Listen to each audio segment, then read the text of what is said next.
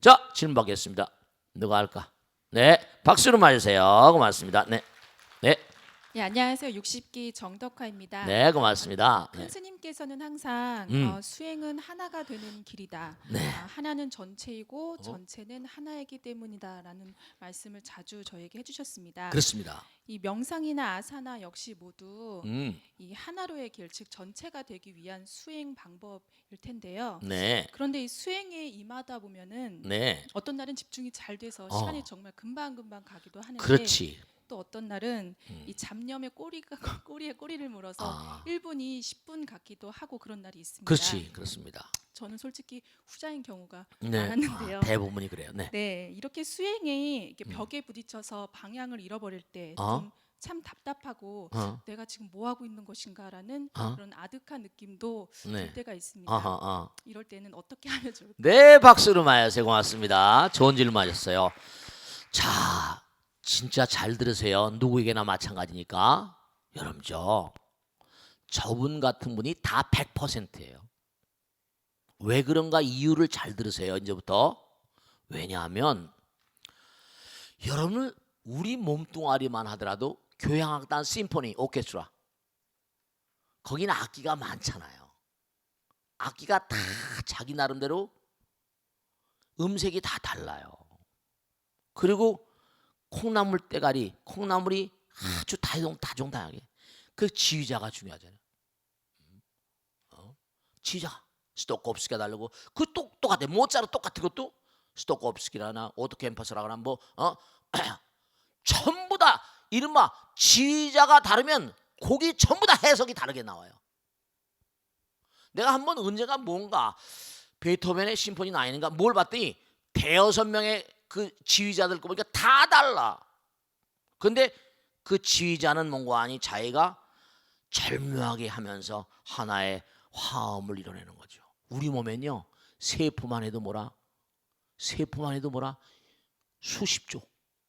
그 다음에 10조 개가 된다고 한다면 미생물, 유익균, 유해균 해가지고 우리 몸엔 균들만 세포의 10배가 넘습니다.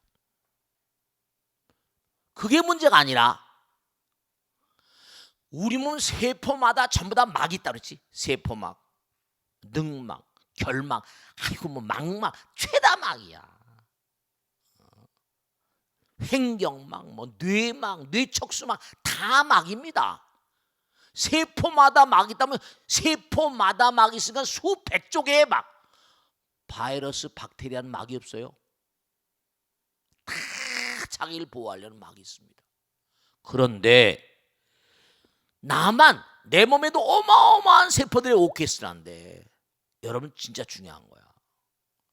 그걸 잘 하나로 만든다는 게 쉽겠어요, 어렵겠어요? 그냥 오케스트라는 몇십 명 정도, 뭐 많아야 100명 이렇게 된다고 하더라도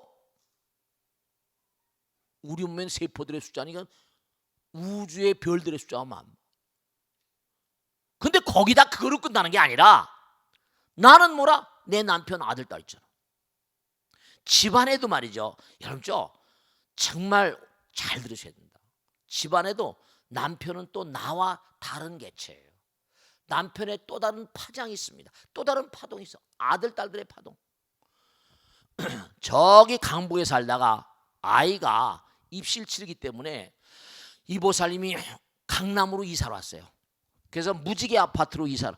이보살님이 좀 집을 좀 강남 아파트를 좀 싸게 살려고 복덕방을 수도 없이 다니면서 다 얘기 나고 급매물 나오는 걸 연락해달라고 그래. 그래가지고 이제 계속 다녔는데 갑자기 아줌마 빨려보라고 보니까 정말로 다른 아파트보다 1,000만 원 이상을 싼 거야. 이거 왜 이렇게 싸냐 했더니 급매물을 나왔대. 아줌마 정말로 내가 하도 정성이 가르쳐서 소개해준다고. 다른 사람 소개하려고 그러는데 뭐 이러면서 그걸 계약을 했대요. 근데 남편이 그 집으로 이사 온 다음에 이상하게 여보 이사를 잘못 왔나 봐. 매일같이 꿈자리가 뒤숭숭해 이러는 거예요. 근데 자기도 뭔가 마음이 깨름직한 게 있고 그더니 남편이 술을 안 잡수시는데 근데 술을 한 잔 하고도 들어오기도 하고 그래서 여보 왜 술 아니 그냥 편안하게 잠자려고 한 잔 먹고 들어서 이러더라고. 그게 잦아지고 그게 찾아왔더라고. 스님 이게 왜 이러시냐고. 왜 우리 남편인지 모르겠다고. 방방마다 다 초를 켜놓고 방방마다 들어가서 신묘장구 대단하니 한편에 한 벌당 20독씩 해가지고 쭉 해서 한 짧게는 20일 길게는 한 49일 정도 한번 해봐. 그리고 차례차례 두고 보자. 그리고 그 집에 살던 사람들이 어떤 사람들이었는가 한번 알아봐. 그랬더니 며칠 있다가 와가지고 스님 금매물로 나온 이유를 알겠더라 이거예요. 남편이 외지에 가서 돈을 벌어가지고 계속 송금을 했대요. 아내가 그 돈을 다 탕진한 거야. 매일같이 싸워서 아래 위층에서 막 항의를 하고 결국 그래가지고 그 아파트를 팔아서 논아갖기로 하고 이혼하기로 그렇게 된 가족이래요. 매일 싸웠대. 여러분 좀 닥터 듀크 이른바 듀크 대학의 유명한 Parapsychology Laboratory 이른바 말하면 초심리학 교수 있었습니다. 이라인 박사 몽관이 접시에다 대고 두 부류를 연구를 했어요. 이쪽 접시는 You break 깨져 막 깨지라고 명령을 내리고 욕을 하고 놔두고 이 접시는 아무것도 안 했어요. 일정한 높이에서 접시를 떨어뜨리면 똑같은 회사 겁니다. 깨질 수 있는 몽관이 거리에서 일정한 높이에서 낙하시켰어요. 욕을 먹은 접시의 파손율이 현저하게 높은 겁니다. 욕을 매일 하다 보면 벽에 다 먹어요. 파동이잖아. 기잖아. 그러니까 여러분들이 한 몸에만 하더라도 여러분 몸에 주기가 있잖아. 28일 만에 오는 주기가 있잖아. 이게 파동이에 다. 그러니까 모든 파동들을 가라앉히는 게 오래 걸리게. 그리고 제가 말씀해요. 여자들만 주기가 있는 게 절대로 아니에요. 제가 산에서 제 몸을 가지고 체크해봤다 그랬잖아요. 남자들도 주기가 있습니다. 사람들 몰라서 그렇죠. 그저 몰라서 그냥 아내를 만나고 싶으면 아무 때나 만날 수 있으니까 만나는 거지. 산에서 계속 있다 보니까 남자들도 음심이 동하는 먹는 게 있어 뭐가 있어요. 여자를 만나는 게 만날 기회가 있어 뭐가 있어요. 그런데도 남자 몸에도 뭔가 아니 아무것도 먹는 것도 없고 뭐 고기 덩어리 먹는 것도 아닌데 음심 삐끗 밀고 올려더라니까. 청자가 있으니까 바깥으로 방출하는 신호래요. 애기를 낳으라는 신호라니까요. 이런 게 다 바이오리듬으로 다 있다니까요. 나 혼자만 있는 거 아니야. 아내, 남편, 세균, 세포 전부 다 해가지고 이걸 통제하는 게 쉬운 일이 아닙니다. 거기다가 내 이웃, 일가 전부 다 지구 파동이 공진파 7Hz거든요.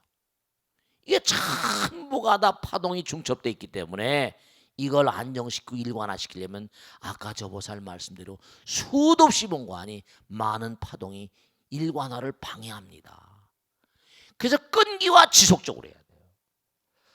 당연히 몽관이 잡념이 돌 수 없어요. 왜냐 파동 거기다가 지운 아기, 돌아가신 부모, 전생 인연 영혼들 쉬운 일이 절대로 아니세요. 그러나 하면 할수록 그러니까 그런 것들도 다 하면 할수록 나가는 거예요. 그런 파동들이 다. 자, 중요한 건 천년 말년 묵은 방에도 등불을 들고 들어가면 밝아지잖아요. 그런 것처럼 자꾸만 참선하다 보면 부처님의 거룩한 힘으로 그런 파동들이 점점 정제되고 끊임없이 몽고하니 하나로 가니까 하나 속에 백천중 화엄대라 하나는 모든 걸 먹어버리거든요. 뭐라고 시냇물 강이 수도 없이 많지만 전부 다 바다로 들어오면 한 맛이 돼버리거든요. 하나는 모든 걸 다 삼켜버리거든요.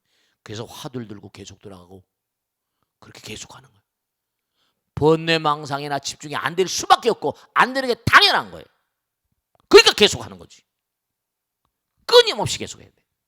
끊임없이 밥 먹듯이 매일같이 일정한 시간. 번뇌망상은 당연하다 그렇게 생각하시고 계속 나가셔야 돼. 알겠죠? 자, 익명 게시 바라겠습니다. 스님 저는 벚꽃 대통을 열심히 보면서 주변에 전파하고 있는 60대 불자입니다.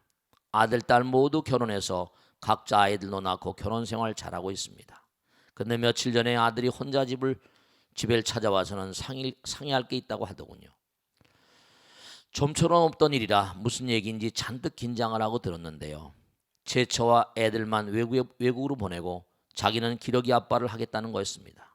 손주들이 공부도 잘하고 공부에 욕심도 있어서 재능을 잘 키워주고 싶다고 얘기하는 것이었습니다. 기왕이면 외국에 명문학교에 보내고 싶으니 자기네 몫으로 줄 유산을 미리 주시면 안 되겠냐는 이야기도 조심스럽게 하더군요.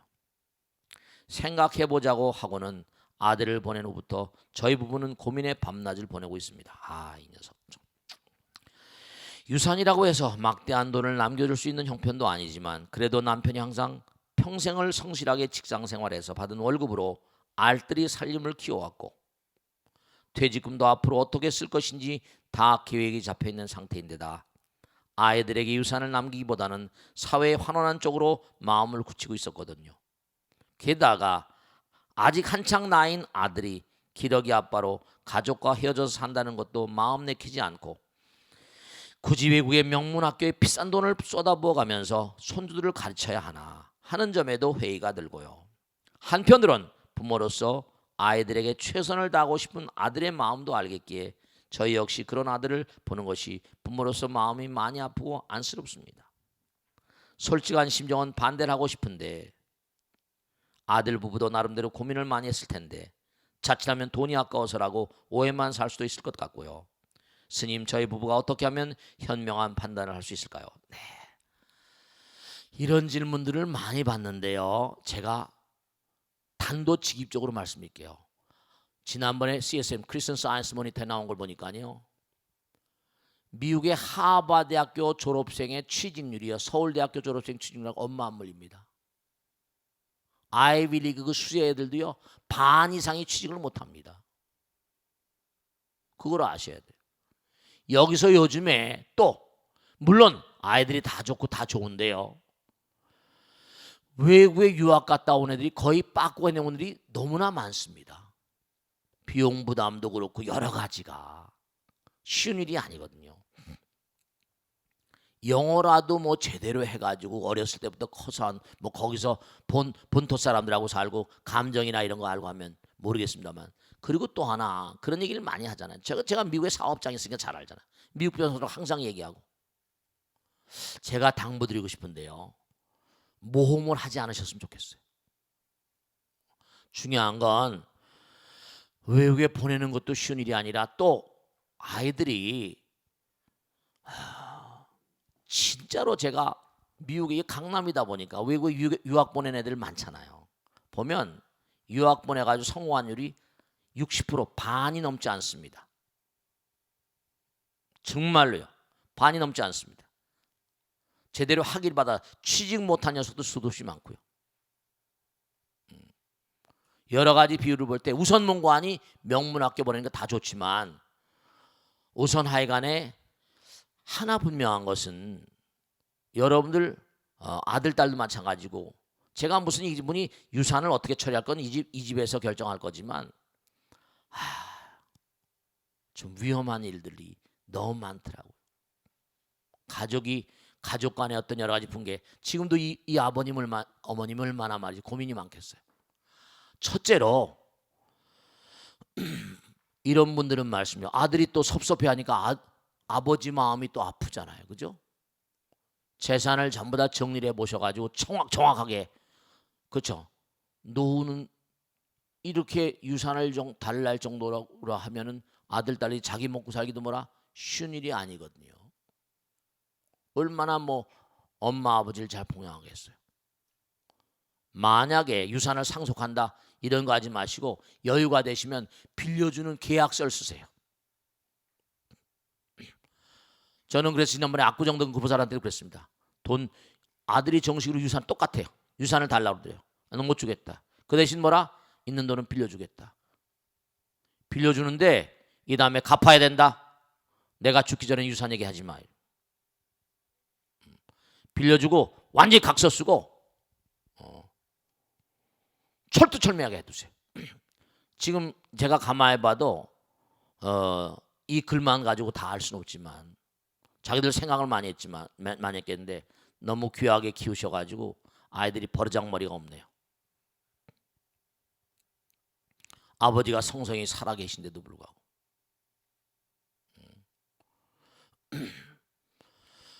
그러니까 중요한 거는 일본의 같은 데는요, 미리 유산 상속하고 요즘에 그런 게 하도 지금 어떻게 되는 거 아니? 이런 게 지금 일본에 이런 게 일고 있어요. 왜냐하면 이른바 사토리 시대라고 그래가지고 점점 먹고 살기 힘들고 20년 동안 일본 경제가 엉망이거든요. 근데 아버지 엄마들은 돈이 있단 말이에요. 그러니까 뭐라? 유산을 상속하게 되면은 뭐라? 상속세를 감해주고 뭐 해가지고 아들 딸들에 물려주고 말이죠. 근데 그것이 가져올 폐해를 갖다가 지금 당장 경제가 돌아야 되니까 이 다음에 그 아버지 엄마들이 어떻게 살아갈 수 있지? 우리 엄마 아버지가 아버지 어머니가 최소한도 살아갈 수 있는 어떤 그런 대책, 아들 딸들이 나를 도와준다는 것도 우선 놔두고 그래서 해보고 싶다니까. 유산 상속은 내가 눈을 뜨고 있는 동안 어렵다. 그리고 나는 본래 정말로 사회 환원할 의지를 가지고 있었다. 그리고 너희들은 엄마 아버지가 이렇게 공부를 시켜서 물론 도와주는 것도 좋고 하지만은 엄마 아버지가 공덕을 지는 게 너희들에게 진짜 그렇습니다. 너희들에게 더욱더 복이 되는 일이고 덕이 되는 일이라고 확신한다. 돈을 주면 쓰는 것도 우선 중요한 것은 뭔가 아니? 너희들 그렇죠. 분수 따라서 자기 안분지족이라고 했거든요. 뱁새가 황새를 쫓아가려다 보면 항상 뭐라? 문제가 나는 법입니다. 그리고 돈이라는 게 이게 참 쉬운 일이 아니라 정말 돈을 쓰긴 쉽지만 벌기는 얼마나 힘들어요. 그리고 보면 물려받은 재산이 있는 것도 아니고 이 아버지도 그냥 근면성실하게 열심히 노력하신 분인데 그러니까 의의가 상하고 뭐 이런 걸 걱정하시니까 유산 상속은 이건 내가 눈에 흙이 들어갈 때까지는 안 되고 나는 죽으면 나는 사회 환원하려고 한다. 네가 지금 원한다고 한다면 내가 있는 돈 챙겨가지고 뭐 이거 지금 부동산을 팔고 이럴 수도 있는 처지가 아니고 뭐 모르겠다. 그러면 내가 너한테 돈을 빌려주겠다. 그래서 네가 할 수 있는 대로 하고 그 다음에 너는 이걸 갚아야 돼. 그래가지고 아들한테도 계약서를 다 받으시고 철두철미하게 해놓으시면 좀 더 뭔가 아니 아버지가 아들을 배관시한다는 뭐라 그런 생각도 좀 덜 할 것 같고 그리고 뭔가 아버지의 뜻이 견실하고 아버지 뜻이 훌륭하시구나 이런 생각도 하게 되고 여러 가지로 잘 생각하셔서 유산 상속을 미리 해가지고 지금 사회적인 문제가 굉장히 많이 나오고 있습니다. 그리고 지금 이렇게 유산 상속을 해달라고 나올 이럴 정도의 이런 스타일의 성정은 별로 미래가 나는 바람직하다고 보지 않습니다. 아버지한테 뭔가 드려도 시원치 않은 판인데 그러니까 뭐 일률적으로 하나로 다 말씀드릴 수 없지만 제가 주변에 하도 많은 사람들 상대로 하다 보니까 강남에 또 특히 그런 사람 많은데 유산 상속해가지고 오히려 자식들하고 뭐라 의의가 상하는 수가 많더라고. 그래서 뭔가 상속을 하더라도 너 좋아 뭐 그랬더라고. 예전에 역삼동 할아버지는 거사님 뭐냐면 주는데 한 달에 얼마씩 가져와야 돼? 안 가져오는 거예요. 그러니까 뭔가 아니 유산을 상속 파기하겠다 뭐 이렇게 초성 걸고 와야 되는데 그런 아버지도 있어요. 일정한 돈 액수를 안 가져오는 거야. 우리 먹고 살아야 되지 않냐? 안 가져오더라고. 그런 녀석들더라고. 너 내가 상속하면 너 얼마씩 나한테 갖다 줄 거야? 살아서 내가 얼마 100세 시대인데 100세까지 다 봉양할 거야? 어떻게 할 거니? 확실히 따져가지고 아이들한테 좋아 내 손주니까 명문대학 보내고 학교 오는데 내가 방해하지 않겠다. 꼭 뭐 잘 된다는데 그럼 내가 있는 돈 얼마를 돌려주겠다. 빌려주겠다. 그리고 또 기러기 아빠 10회율이 80%야. 거의 여자들이 바람피는 여자들이 태반이 많습니다. 나는 그런 거 실제로 많이 봤거든. 뉴욕이나 이쪽 캐나다 이쪽 토론토 이쪽에 가보죠. 골프장이 너무나 많아가지고 골프장에 아주 이상한 인간들이 있습니다. 실제로 장난이 아니에요. 혼자 가서 외롭게 있는데 하도 많은 분들 법당에서 그런 상황에 있는 분들이 많이 계세요. 아시겠죠? 그러니까 이분한테 꼭 당부드리고 싶으면 아이들을 많이 데려가려면 빌려주시거나 계약 관계를 맺으세요. 아시겠죠? 그러면 좀 더 튼튼한 어떤 그런 그 아이들에서 경각심을 주는 것도 좋고 그렇게 하시면 훨씬 더 의미로우시겠어요. 질문 받겠습니다. 질문 받겠어요. 네, 보세요. 네, 네, 네, 안녕하십니까 스님. 네. 60기 박공덕문입니다. 네, 스님 그러세요. 항상 감사드립니다. 네, 스님의 강의를 들으면서 네. 우리의 몸과 마음에는 그야말로 무궁한 가능성이 있다는 생각이 들었습니다. 네. 중요한 것은 지금 이 느낌을 잊지 않고 어? 생활 속에서 실천하는 일일 텐데요. 네, 사실 쉽지가 않습니다. 그렇습니다. 생활하면서 딱 하나만이라도 꼭 실천하라고 권해주고 싶으신 것이 있으시면 말씀해 주십시오. 네, 고맙습니다. 네, 제가 어제 부산에 갔더니 공동문 엄마가 부산법당에 나와요. 공동모가 스님 우리 딸아이 열심히 나오죠. 열심히 정말 열심히 나옵니다. 내가 막 그랬어요. 엄마가 그냥 그 법당에 그렇게 또 열심히 나오시네. 참나 인연이 많네요. 이렇게. 근데 우리가 지금 이렇게 공부했잖아요. 근데 지금은 눈이 또랑또랑해서 고개를 끄덕끄덕하고 이렇게 대부분 그러세요. 근데 또 문만 열고 나가면 잊어버리잖아. 문만 열고 나면 또 금방 잊어버려. 근데 정말 중요한 게 다 기록됩니다. 그게 얼마나 깨어 있느냐 이제 이게 문제야. 얼마나 정신을 차리고 사느냐 이제 이게 문제거든. 그러니까 항상 얼마나 내가 내 마음 가운데 지금 코딩되고 있는 걸 정말 생각하는가. 그걸 지금 오늘은 실증적으로 이제 이 선명상에 향하니까 마음 가운데 코딩되는 시스템을 얘기하고 바코드를 얘기했지만 그냥 항상 마음 가운데 부처님 계셔 이렇게만 얘기한 거지. 그러니까 벌써 마음 가운데 코딩되는 시스템이 있다는 건 좀 겁나잖아, 그지? 근데 왜 옛날엔 마음 가운데 부처님 계시다는데 겁도 안 내? 그냥 그런가 보다. 다 기록돼. 철통같이 기록된다. 그러니까 꼭 하나 당부드리겠는데, 그러니까 옛날 어르신네들이 만든 말이 하나도 빈말이 아니라 너는 입에 뭐라? 그것도 참 무서운 얘기야. 너는 입에 뭐라? 염불하는 게 부처님 잊지 말라는 거야. 부처님 잊어버리면요, 이건 또 아주 골치 아픕니다. 그리고 항상 마음 가운데 점수를 매기는 존재가 있다는 걸 절대로 잊지 마. 코딩되고 있는 거야. 인풋가 있으면 아웃풋가 있거든. 그래서 지금 명상 참선하는데 항상 다니면서 그래서 이제 이목고라는 화두를 얘기하는 거야. 이목고. 화두를 놓치지 말고 살아. 이목고. 이게 도무지 뭐 하는 짓이냐. 내가 그렇게 what am I? Who am I? 내가 도무지 나는 누구냐? 나는 지금 몽고하니 부채기를 걷고 있는 사람이야. 너 자신을 알라. 그런 거예요. 너 자신을 알라. 사람들은 너무나 넋을 놓고 살고 있다니까. 그게 너무 안타까워 죽겠는 거지. 그러니까 항상 중요한 건 순간순간마다 이먹고 참선을 하니까 이먹고 아니면 약사레불 항상 여러분이 버릇처럼 해봐. 버릇처럼. 알겠지? 그냥 차를 타고 가다가도 그냥 가지 말고 그냥 멍청하게 바깥 세상 볼 게 아니라 그럼 머릿속에서 또 이상한 생각이 굴러다니면서 다음에 이상한 쪽으로 날아갈 준비를 하고 있는 거야. 이먹고 깨어있는 거야. 항상 부처님께서 나에게 질문하시는 게 이먹고야. 부처님의 질문이라고 생각하시면 돼. 아니면 무라는 건 이른바 말하면 아무것도 없는 게 아니라 무한. 내 몸과 마음 가운데 무한의 존재가 있어. 무한을 체크하는 존재야. 무한은 통하는 거니까. 왜 조주 스님은 강아지에게 불성이 없다고 하셨을까? 왜 그런 거야 도무지? 그런 의문을 달고, 부처님의 의문이야.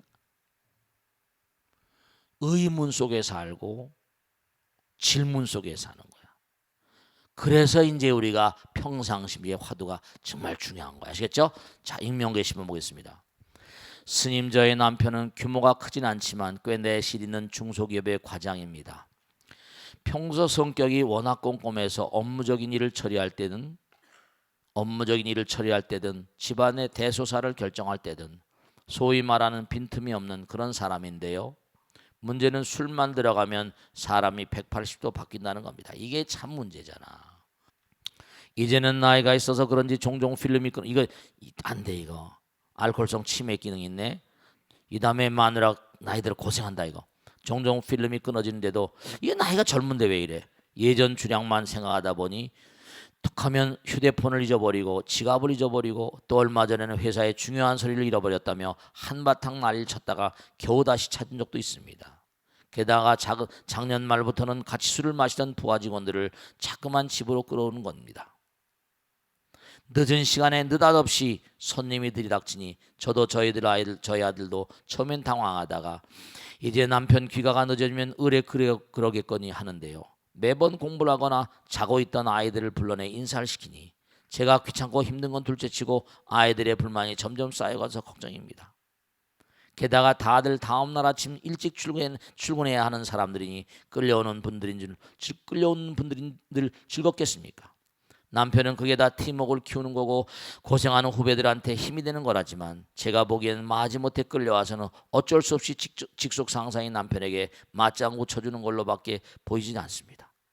원래 소심한 성격이 이게 이제 문제죠. 소심한 성격이 남편이 과장이란 직책을 맡고 스트레스도 많이 받고 어떻게든 잘해보려 애쓰는 건 알겠지만 이런 방법은 아닌 것 같아서 이렇게 큰 스님께 용기 내어 조언을 구합니다. 네. 소심한 분들 이게 알코올의 심리학에 다 나와 있는 겁니다. 특히 술 많이 마시는 분들 있죠. 커나온 배경 어렸을 때 외롭게 커났거나 제가 말씀드렸잖아. 두뇌 쾌감 회로가 있다고 그랬잖아. 어렸을 때 엄마 아버지에게 사랑을 많이 못 받아본 사람들은 쾌감 회로가 잘 작동이 됩니다. 근데 이게 술을 마시다 보면 쾌감 회로가 딱 열리다 보면 중독이 되고 이런 양상으로 소심하니까 소심하고 내성적인 분들은 대체로 뭐라? 가정환경에 엄마 아버지가 완고하거나 여러 가지로 인트로파티 심리학에 다 나오는 거잖아. 술의 심리학에도 나오고. 그러니까 이분은 뭔가 아니 형제 가운데도 좀 이렇게 뭐 첫째 번째 형제거나 아니고 둘째 셋째라거나 아니면 엄마 아버지가 좀 뭔가 완고하거나 이러거나 여러 가지로 뭐 가정 환경이 뭐 좀 불편했다거나 그러면 사람이 마음이 탁 트지 못하니까 소심하게 되는 거지. 내성적이 되고 그런 거예요. 그러니까 그러다 보니까 이제 노력을 하고 되게 소심한 분들은 자기 노력은 잘하고 자기 책임은 잘 지는 거죠. 직장에서 열심히 노력해가지고 과장까지 올라고 하는데 잘해보고 싶은 거지. 충분히 이해가 가요. 근데 이런 방법은 별로 유쾌한 방법이 아니거든. 그러니까 이게 스님이 이렇게 뭔가 말씀을 해드린다 하더라도 본인에게 전달돼야 된단 말이에요. 본인에게. 그러니까 우선 첫째로 이분은 뭔가 하니 당신 말이야 그렇게 하다 지금 우선 첫째로 나면 잠깐 필름이 끊어지는 거 당신 이거 알코올성 치매 기운이 다 보내. 당신 만일에 치매 걸리면 가족도 어떡하려고 그래. 그리고 알코올 중독이 되거나 이런 말이지. 다 좋지만 직장도 다 좋지만 가족도 뭐라 생각해야 되지 않냐. 진지하게 얘기를 하시고 얘기하기가 힘드시고 하시면 사실은 제가 편지를 많이 권한 이유가 글을 볼 때 그냥 말하다 보면 감정이 섞이잖아. 글을 읽다 보면 편지글 같은 게 읽다 보면 그 마음이 거기 느껴지잖아. 남편을 사랑하는 마음, 아내를 사랑하는 마음 같은 게. 그러니까 완곡하게 정말 사랑하는 여보 정말 사랑하는 우리 남편에게 뭐 해가지고 사랑을 담뿍 담아서 우선 해보고 몇 번 얘기해보고 잘 안 되고 그럼 단계적으로 부처님이 어떤 분이에요? 완성된 분이라서. 근데 완성이 아니다. 난 영원이다. 나보다 더 복짓기에 부지런한 줄 없다 이러셨거든요. 그러니까 꼭 당부드리겠는데 정말로 충분히 여러분은 이 질문하신 분 마찬가지지만 그 편지에 그렇게 쓰세요. 여보, 당신이 그렇게 회사의 직원들하고 좋은 관계를 가지고 훌륭한 그런 과장이 되고 훌륭한 간부가 되려고 노력하는 건 내가 정말 다 알아. 정말 얼마나 힘들겠어.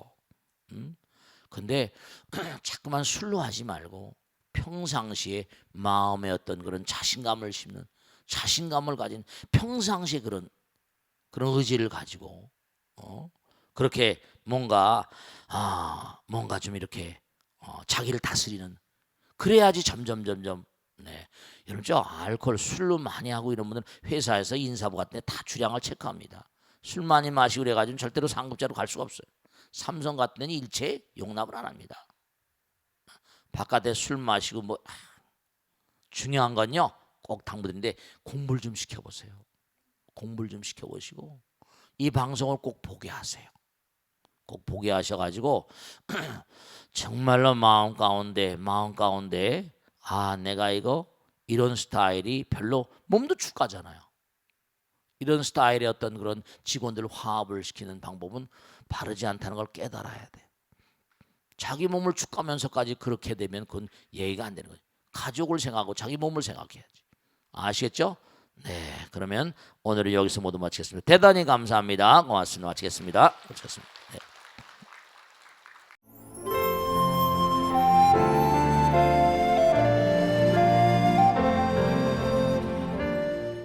안녕하십니까. 지광 스님과 함께하는 경전 이야기 시간입니다. 오늘은 불유교경 가운데서 아름다운 말씀을 모시겠습니다. 부처님께서 말씀하셨습니다.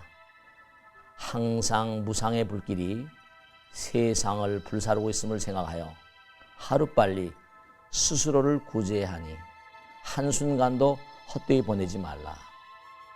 바른 지혜는 곧 노병사의 바다를 건네는 굳건한 배요, 또한 무명의 어둠 속에 빛나는 큰 등불이며 모든 병든 자의 좋은 약이요 번뇌의 나무를 치는 날카로운 도끼니라.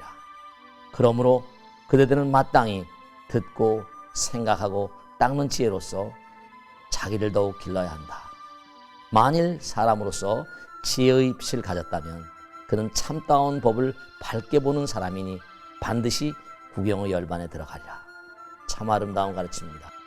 우리가 나의 어떤 좌표, 내가 누구인가, 나 자신이 누구인가, 부처님 말씀대로 나는 어떻게 살아야 되는 것인가, 이와 같은 삶의 아주 중요한 좌표를, 방향성을 잊어버리고 살고 있기 때문에 많은 사람들이, 정치인들도 마찬가지입니다. 경제인들도 마찬가지입니다. 모든 사람들이 제 갈 길 몰라서 너무 안타까운 그런 삶을 연출하고 있는 것 같아서 너무 정말 마음이 정말 안타까울 때가 많습니다. 정말 아름다운 가르침입니다. 우리는 나를 제도해야 됩니다. 정말 나를 제도하는 자성중생. 그래서 사홍선이 너무 중요한 거 아닙니까? 우리 매일 읊조리는 천수경도 마찬가지입니까? 원하영이 사막도, 내가 정말 내 마음 가운데 영원히 사막도의 마음을 여기를 원합니다. 원하속단 탐진치, 정말 속히 탐진치 삼독심을 끊어내기를 원합니다. 얼마나 아름답습니까? 근데도 우리는 그냥 매일 입으로만 읊조리면 끝나면 안 되잖아. 정말로 매일매일의 삶을 살면서 원력에, 정말 사홍선, 열애십대 발언, 원력에 입각한 그런 삶을 살아가셔야 합니다. 그래야지 우리의 삶이 빛나고 우리 주변 사람이 빛나고 이 어려움 가운데 고통의 어떤 바다를 헤쳐가는 많은 사람들에게 크나큰 몸과안이 안내자, 지혜로운 의처가 될 수 있습니다. 정말 우리가 몸과 마음을 다해서 정말 항상 부처님 가르침을 마음 가운데 새기고 내가 어떻게 살아가면 부처님 가르침, 부처님의 아들, 딸의 손색이 없는 삶을 살 것인가, 이 점에 대해서 항상 유념하시면서 살아가실 간절히 당부드립니다. 마치겠습니다. 성불하십시오.